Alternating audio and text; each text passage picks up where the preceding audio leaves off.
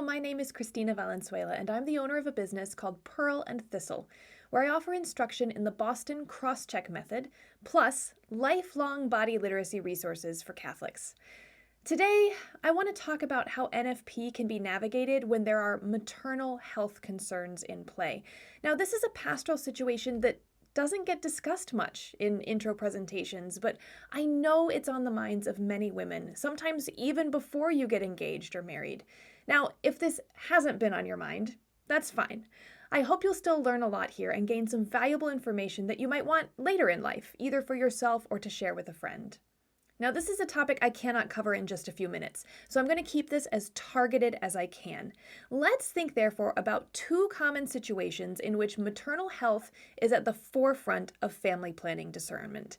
Number one, when the woman is taking necessary medications, which might be contraindicated for pregnancy. And number two, if pregnancy itself threatens the overall health of the mother. Now, in both of these cases, a couple may discern to postpone pregnancy for a short amount of time while a particular issue resolves, or for a prolonged unknown amount of time.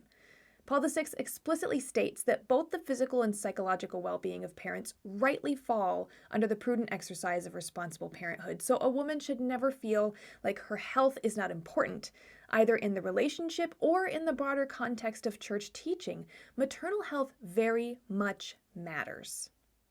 But now let's talk about practicality. How can we navigate NFP if we find ourselves in this situation? And this is where I'm going to take off my instructor hat for a few seconds and I'm going to put on my NFP user hat. Because I experience hyperemesis gravidarum with all of my pregnancies, and I understand the tension of wanting to be open to life and desiring more children, but also knowing that there are times when it would be irresponsible or even potentially physically dangerous for us to conceive. Now, it's not fair to feel like our health and our physical needs are at odds with pregnancy. And it's perfectly okay to get a little frustrated and angry that there aren't easy solutions and to express those thoughts to God. It's perfectly okay to have big metaphysical and theological questions. I can't go through those in this video, but we can address some of the practical questions which do go along with these things. So for the practical question, I want to point you towards two important resources. First is the National Catholic Bioethics Center, which is run by priests, moral theologians, doctors, and people who have a lot of training in tricky medical ethics questions. If you've received guidance from a doctor which you're not sure is in line with our faith, then this is the place to go.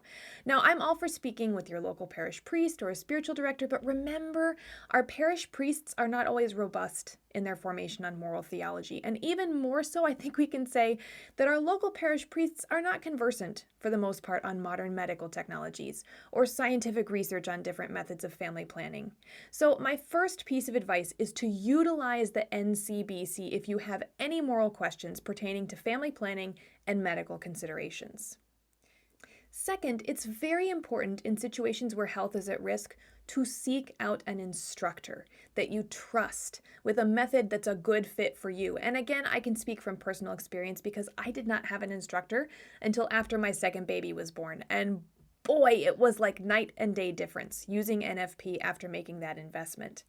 Having an instructor not only ensures that you're getting as close to the studied efficacy of the method as possible, it also means that you have someone to check your comprehension, to help you troubleshoot when things pop up which are not textbook situations, and someone to talk to about this very intimate and important aspect of your life. And another benefit of working with a skilled instructor is that they can help you understand and implement protocol options which might be more conservative than standard recommendations, or they could even direct you towards a different method. They could advise you on the suitability of using only post-ovulatory days for intercourse, adjusting fluid observations to allow a longer buffer in the pre-ovulatory phase, or incorporating additional biomarkers, including a family planning blood draw to confirm ovulation. And none of these options require you to abstain from now until menopause. And that's where discernment comes in, which it will have to be my last point. Discernment is always about choosing between good things. It's not discernment if you're trying to decide between one good thing and one evil thing. That's just a moral decision. Discernment is actually about acknowledging multiple good things at once and making a choice from among them, recognizing that sometimes there are even competing goods, meaning that you can't have all of them. And above the goods of unity and potential procreation with sex is the moral imperative to respect the natural design of our body's function, which would be circumvented or eliminated entirely with methods other than NFP. So if you're in this situation where you feel that there's a very grave reason to avoid pregnancy, the church cares. And as an instructor, I'm here to tell you that I care. But the solution is not to just eliminate this entire bodily system altogether. The solution is to work with God's design, to build virtue and sanctity in your marriage through this challenging situation. Now, the virtue of marital chastity isn't one that we talk about all that much, but it's an important and a powerful virtue. Chastity is not the abstention from sexual wrong. It's the proper integration of sex into our lives as a whole, which means that it's not just a virtue for single people, and it's something that we as married couples can develop very richly by navigating sex and abstinence and discernment together. Because holiness is actually the primary good of your marriage and your sex life, and the church cares very much about that.